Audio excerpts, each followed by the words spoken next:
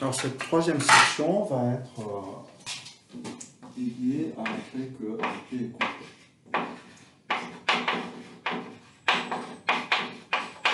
En fait, sans ceci, LP aurait sans doute assez peu d'intérêt. On analyse de façon générale les espaces qu'on considère sont complets, ou alors on s'empresse de les compléter. Alors, il est assez facile de le démontrer ceci pour petit LP, c'est-à-dire LP devenu la mesure de Lebesgue, et ça se fait plus ou moins sur le même schéma que ce qu'on a fait dans le premier chapitre. On commence par montrer que vous avez convergence coordonnée par coordonnée, et puis ensuite on va passer à la suite. Donc, en exercice, je vous laisse montrer cela par un tableau. La chose devient plus compliquée quand on prend une mesure un peu générale. Et pour cela, on va commencer par un résultat assez simple, c'est une version de la convergence de l'unité. Ça, la LP convergence de l'unité.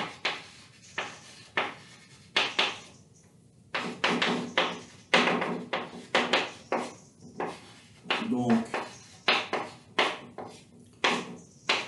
on part toujours dans l'espace mesuré et on va prendre FK,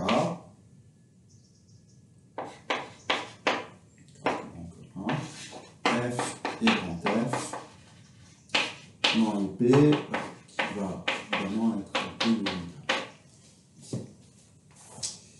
Et nous allons supposer deux choses.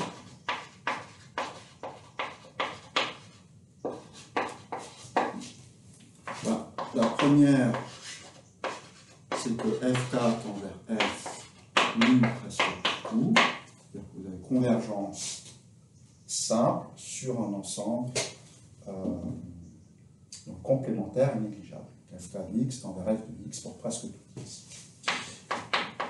Et la deuxième, on va supposer que FK en module est plus petit que grand F. Bon, évidemment, là aussi, nul presque tout. D'accord. Et a fortiori, du coup, F, petit f aussi. Dans ce cas-là, FK F dans FP, je rappelle, signifie que FK dans F dans P tend vers 0. Et ceci est vraiment un fait direct de la convergence dominée. Qu'est-ce qu'on dit? On dit tout d'abord que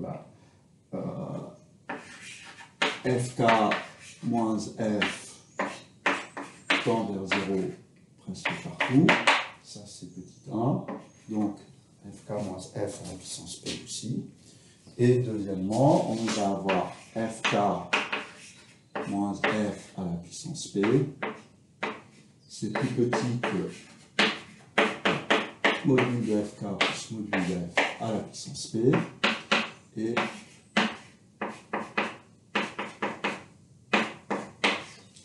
chacun des deux étant plus petit que grand F, on a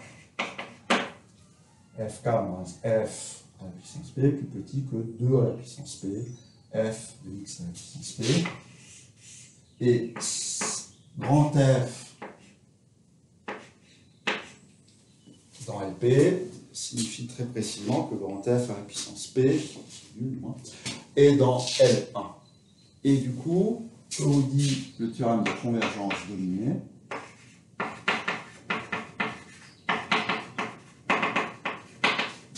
Il nous dit très précisément que FK moins F demande P à la puissance P, qui est l'intégrale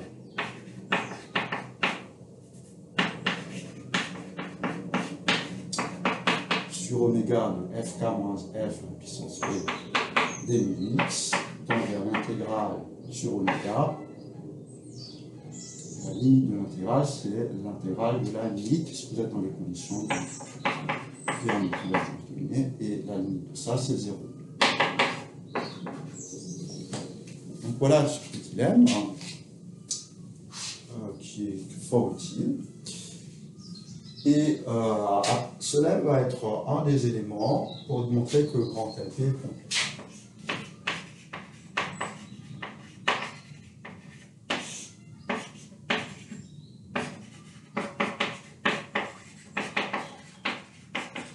Alors en plus, on a quelque chose de plus précis.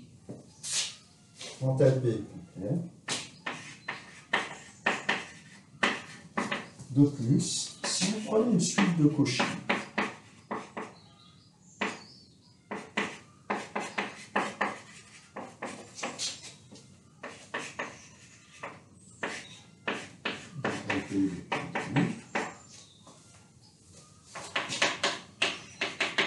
ce que vous dit le théorème, ce que vous dit la première partie, c'est qu'il existe F dans LP, mais il existe aussi un grand F dans LP.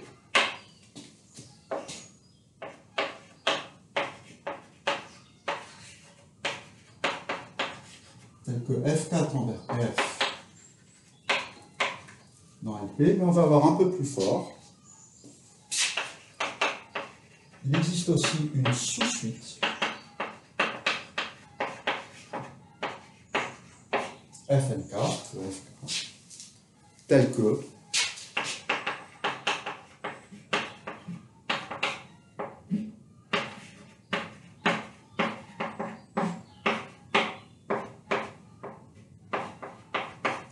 les FNK sont plus petits que grand F, uniformément. Et cette sous-suite FNK converge vers F presque partout. Alors attention à ne pas surinterpréter ce théorème. Ça ne dit pas que F4 tend vers F presque partout, ça ce serait illusoire, et c'est d'ailleurs en général quelque chose d'extrêmement compliqué de montrer une convergence presque partout. Ça dit qu'une sous-suite converge presque partout, et nous verrons que nous n'avons aucun contrôle sur cette sous-suite. Si vous prenez par exemple un des théorèmes d'analyse les plus importants du XXe siècle, qui dit que les suites, les séries de Fourier convergent presque partout dans LP, convergent presque partout si F est dans LP, P entre 1 et l'infini strictement. Ce n'est absolument pas la convergence dans LP des séries de Fourier, qui est un peu plus simple. Donc, juste une simple observation. La deuxième partie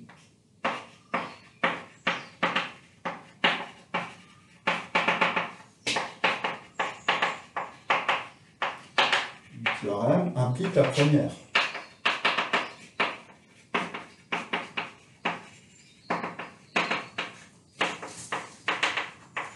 Pourquoi? Puisque le lemme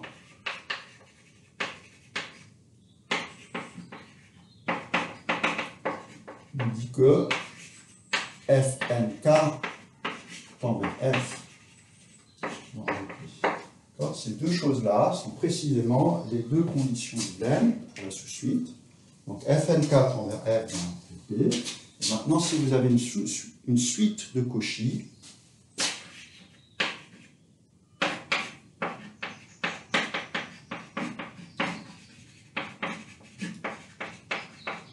avec une sous-suite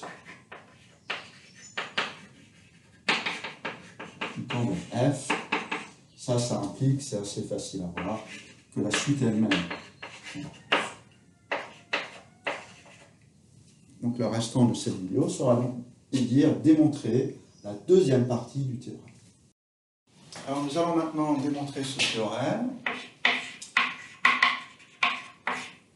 Et elle suit un procédé assez classique. Quand on a une suite de Cauchy, on peut en extraire une sous-suite qui va converger plus vite et qui est contrôlée par des termes de la définition de la suite de Cauchy. Donc on part de FK de Cauchy. Donc ça signifie que pour tout epsilon positif, il existe n epsilon tel que si m, m sont plus grands que m epsilon, fm, fm est plus petit que epsilon. Et qu'est-ce qu'on fait? On va prendre epsilon égale 2 puissance moins k, et puis on va appeler nk dans le n correspondant.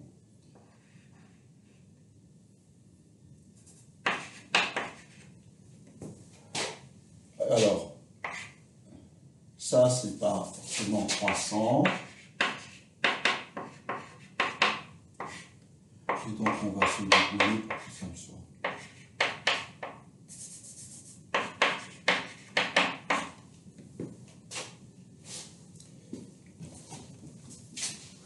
On va mettre plus simple ici.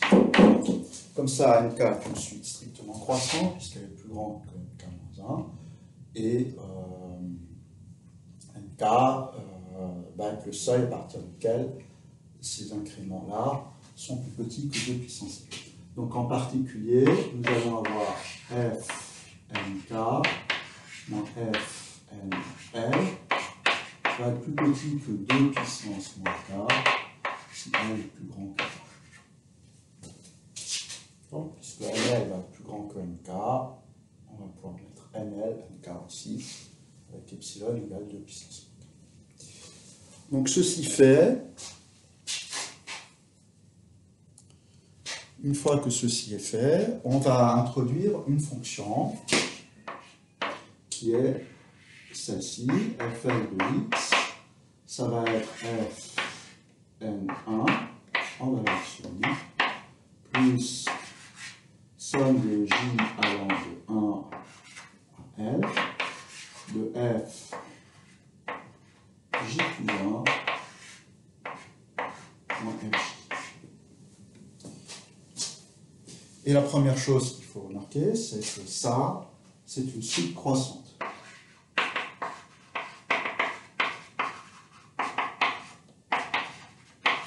En L, le x, je vais le mettre ici, n'a pour l'instant aucune importance, c'est une suite croissante positive. Remarquons aussi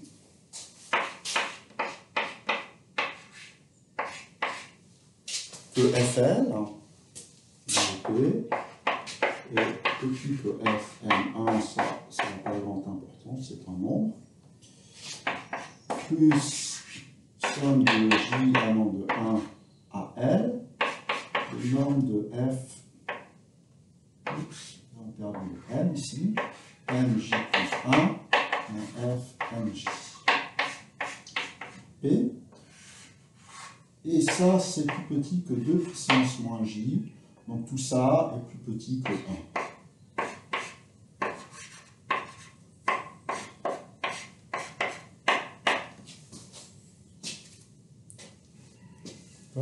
Et maintenant, qu'est-ce que ça nous dit? Ça, c'est borné. Le théorème de convergence monotone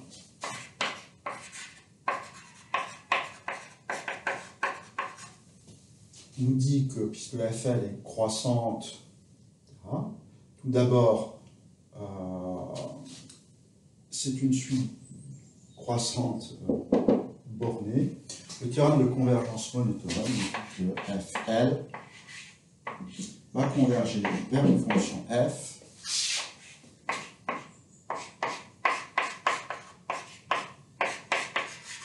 dont la norme, peu importe ce qu'elle vaut, est majorée par ceci. Donc f appartient à une chose.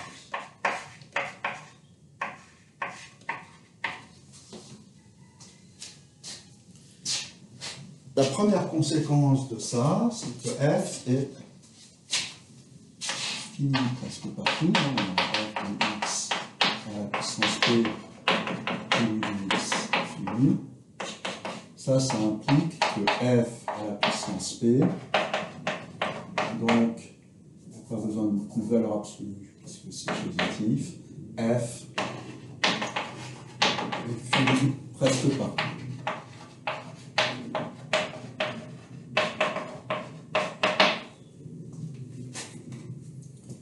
Et évidemment, on a FL inférieur à F.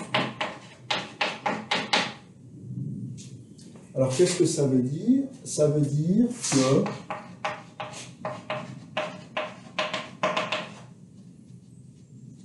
la série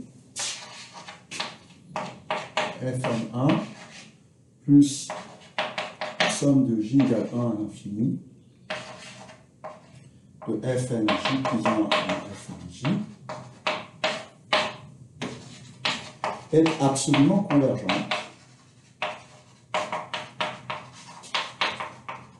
Donc converge. En d'autres termes, il existe f tel que Fn1 plus somme de j égale 1 à L de Fnj plus 1 à Fnj tend vers f. Et ça, quand L tend vers f. Et maintenant, on remarque que ceci est télescopique. Donc ça, c'est Fn L plus 1 qui tend donc vers f. Et évidemment, on a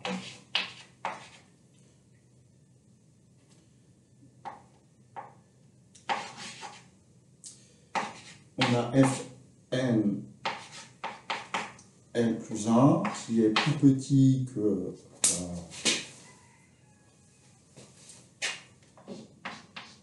Fl qui est plus petit que F. Ça, c'est en LP. Ensuite, on fait tendre L vers l'infini, on oublie l'inégalité du début, et ça va nous dire que F est plus petit que F. Attention, ça c'est presque partout. Donc F appartient à F. Bon, et qu'est-ce qu'on a montré? Ben, on a bien montré qu'on a F dans LP, on a un grand F dans LP, et que Fnk est plus petit que F, et Fnk tend vers F. Presque partout. Donc on a la convergence dans LP avec F. Donc la complétude est démontrée. Alors on va peut-être rendre un tout petit peu plus précis cet argument de convergence monotone. Qu'est-ce qu'on a? On a Fl qui tend, qui croît, Fl est positif. Donc ça, c'est les bonnes conditions pour le théorème de convergence monotone. Et ce que je vous affirme, c'est que Fl converge vers L vers F dans LP. Pour l'instant, on a du coup Fl tend vers B positif et croissant. Et donc, on va avoir que la limite de l'intégrale sur oméga de Fl à la puissance P du est égale à l'intégrale sur oméga de la limite de Fl à la puissance P des mu. Alors, c'est pas tout à fait ce que je disais. Et ceci étant plus petit que Fn1 P plus 1, qui est une constante, on en déduit que l'intégrale sur oméga de limite de FLP de mu est finie presque partout. Et ainsi,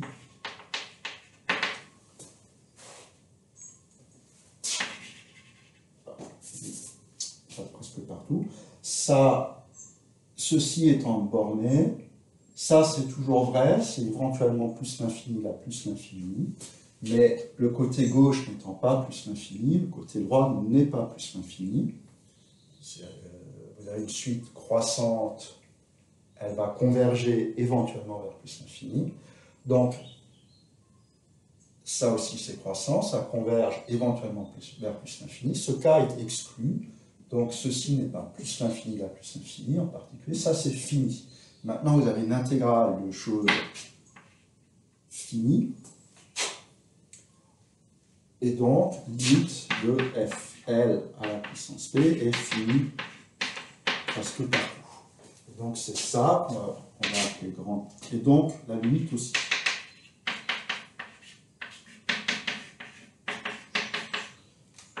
Et c'est ça qu'on appelle grand F. Et grand F appartient à LP, c'est ce qui est écrit ici.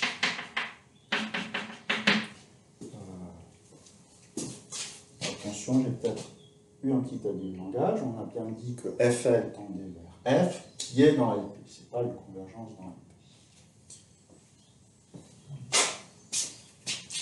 Donc ça, c'est le premier point. Et ensuite, le reste ne pose aucun problème.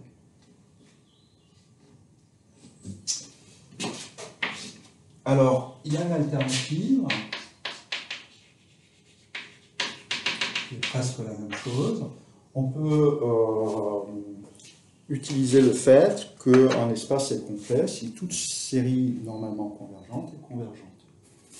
Donc, on va prendre Fn en LP telle que la somme de Fnp converge. Donc une série normalement convergente, et maintenant on veut montrer qu'elle converge. Alors qu'est-ce qu'on va faire? On va simplement introduire d'abord Fl, somme de k égale 1 à L, de valeur absolue de Fk. On a à nouveau que norme des Fl, P, c'est plus petit que somme de k allant de 1 à l'infini des normes des valeurs absolues de Fk pour k allant de 1 à L. Donc, norme de valeur absolue de Fk, c'est norme de Fk, qui est plus petit que la somme de la série, puisqu'on a mis.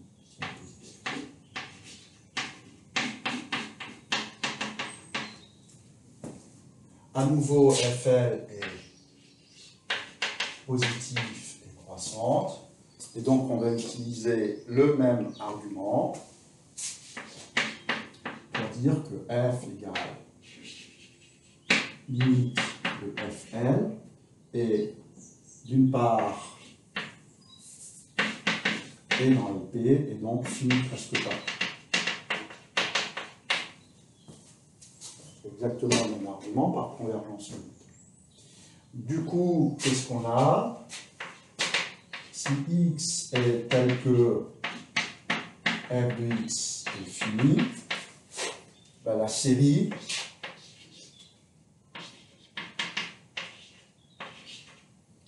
des fk converge,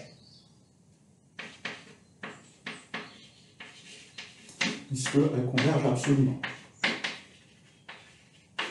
Et on peut appeler ça f.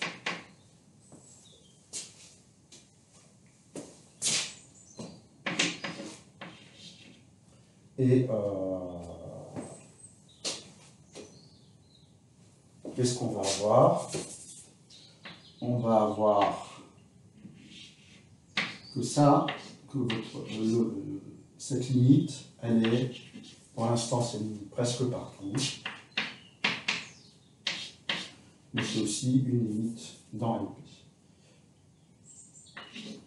N'oublions pas que c'est dans LP.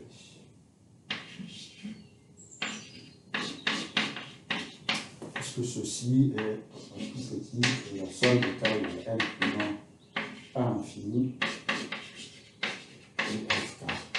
Et d'après l'inégalité triangulaire. Vers 0 quand M. Comme donc, on a ainsi directement montré que la série normalement convergente, elle converge presque partout, la limite est dans LP, et c'est une limite LP. Donc, on a montré que toute série normalement convergente de LP était convergente.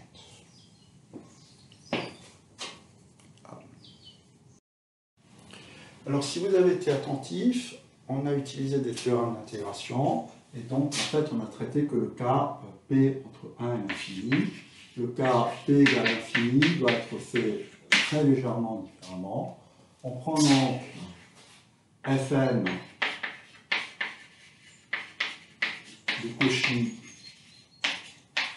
dans l'infini. Qu'est-ce que ça veut dire? Ça veut dire que,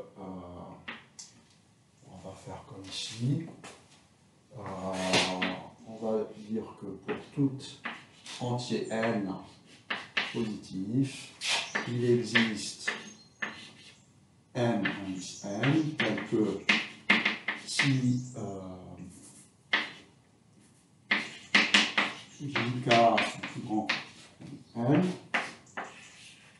fj moins fk est plus petit que 1 sur n, en ordre infini. C'est-à-dire, ça c'est un sup essentiel, c'est-à-dire qu'il existe un ensemble E indice n qui est de mesure nulle, tel que si x appartient à oméga de n,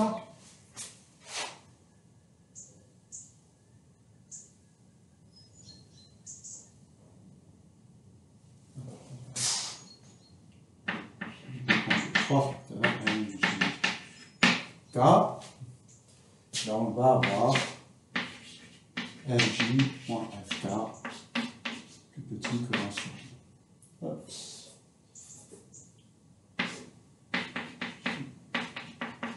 Puisque c'est un sup essentiel et qu'on a pris soin de prendre une égalité stricte, l'ensemble sur lequel l'inégalité n'est pas vraie est un ensemble de mesures. Qu'est-ce que ça veut dire? Ça veut dire que pour Cx là, ceci, alors, on a l'indice Jk, et donc si x appartient à oméga privé de la réunion sur tous les Jk plus grand que n, plus grand que n indice n,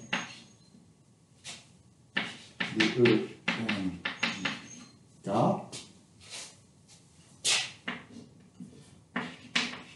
alors, pour tout Jk plus grand que Nn, Fj de x moins Fk de x est plus petit que 1 sur n. Et là, je n'ai pas fait grand-chose. Pour l'instant, j'ai juste dit que si j'enlève tous les points pour lesquels je violais ceci, ben, ceci est vrai. Mais ce qui compte, c'est que ça, c'est une réunion dénombrable d'ensembles négligeables. J'ai perdu mes indices ici. Et donc, c'est négligeable.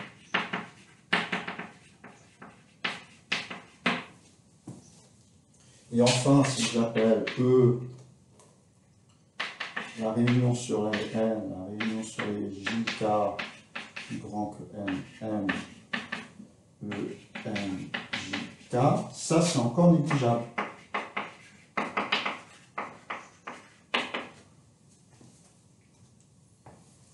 Et maintenant, tout ce que j'ai à faire, c'est dire que si X appartient à oméga privé de E, donc ça c'est presque tout X, pour tout n, il existe Nn tel que Jk plus grand que n. Alors, il existe ici, je vais être remis entre parenthèses, c'est lui. Hein.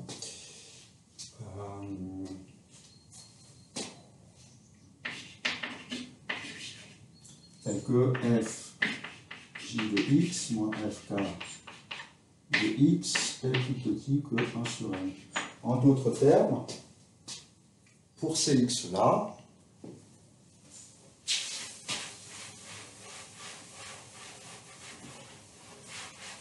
pour un tel x,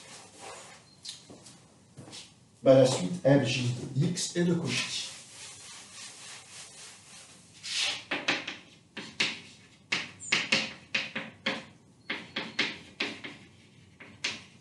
Et maintenant, on est plus dans un espace de fonction, mais dans C, où R, c'est dit qu'il vient prendre des fonctions à valeur réelle, qui est complet. Donc, vous pouvez poser R de x égale limite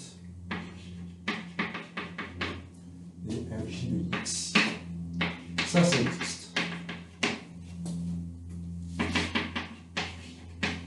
Donc, qu'est-ce qu'on vient de montrer? On vient de montrer que Fj tend vers F presque partout. Il ne reste plus qu'à montrer que cette convergence est dans L infini. On va reprendre ceci. Là. Qu'est-ce qu'on va avoir? D'abord, l'étoile va impliquer que F qui est plus petit que F, on va prendre le premier, qui est là, Fn plus Fn indice n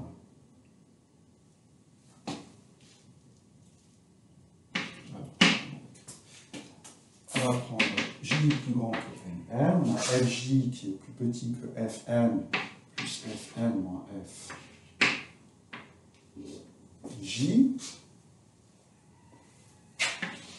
Ça, c'est plus petit que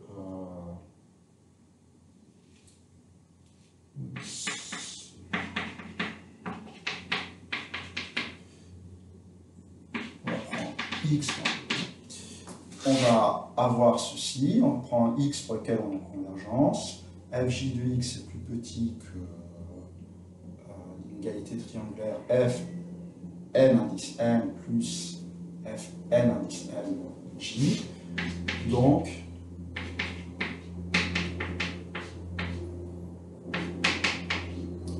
ça c'est borné par 1 sur m. Et maintenant, en fait tendre j vers l'infini, on obtient que Fj x est plus petit que f. J'aurais pu mettre une norme infinie.